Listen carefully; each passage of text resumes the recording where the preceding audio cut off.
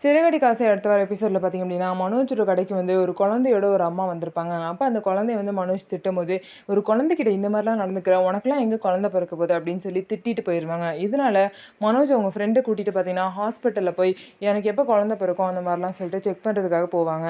நீங்கள் குழந்தை பிறக்கணும் அப்படின்னா, நீங்கள் ஃபஸ்ட்டு குழந்தையா மாறணும்னு சொல்லிட்டு முட்டாள்தனமாக வந்து அந்த டாக்டர் சொல்லுவாங்க. ஏன் அப்படி சொல்கிறாங்க அப்படின்னா, அது வந்து டாக்டரே கிடையாது. டாக்டரோட அப்பா.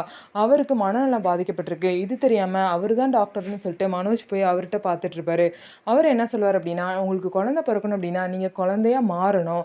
தொட்டிலில் தான் நீங்கள் தூங்கணும், நீங்கள் பால் குடிக்கணும், குழந்தை மாதிரியே இருக்கணும். ஸோ இந்த மாதிரி வந்து கொஞ்சம் மாதத்துக்கு நீங்கள் பண்ணீங்க அப்படின்னா உங்களுக்கு சீக்கிரமாகவே குழந்தை பிறக்கும். உங்கள் ஒய்ஃப் சீக்கிரமாகவே உங்களுக்கு நல்ல நியூஸ் சொல்லுவாங்க அப்படின்னு சொல்லிடுவாங்க. இதை நம்பி பார்த்தீங்க அப்படின்னா மனோஜ் வீட்டில் வந்து தொட்டிலாம் கட்டி இது பண்ணிட்டு இருப்பாரு. எதுக்காக மனோஜ் இந்த மாதிரிலாம் பண்ணுறேன்னு சொல்லிட்டு ரோகிணி கேட்கும்போது, ஒரு டாக்டர் தான் எனக்கு இப்படி சொன்னார்.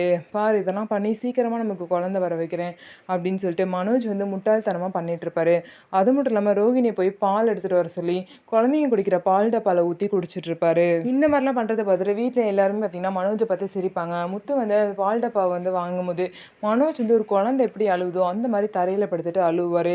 திரும்ப பால் டப்பாவை கொடுத்தோன்னா அமைதியாயிடுவார். இந்த மாதிரி வந்து இந்த டாக்டர் சொன்னாங்க அப்படிங்கிறதுக்காக குழந்தை மாதிரிலாம் பண்ணிட்டு இருக்காரு. ஸோ இதுக்கப்புறம் என்ன நடக்க போகுதுன்னு சொல்லிட்டு வெயிட் பண்ணி பார்க்கலாம். நம்ம வீடியோ உங்களுக்கு பிடிச்சிருந்தா நம்ம வீடியோவை லைக் பண்ணிக்கோங்க. மறக்காமல் நம்மளோட சேனலை சப்ஸ்கிரைப் பண்ணிவிட்டு பாருங்கள்.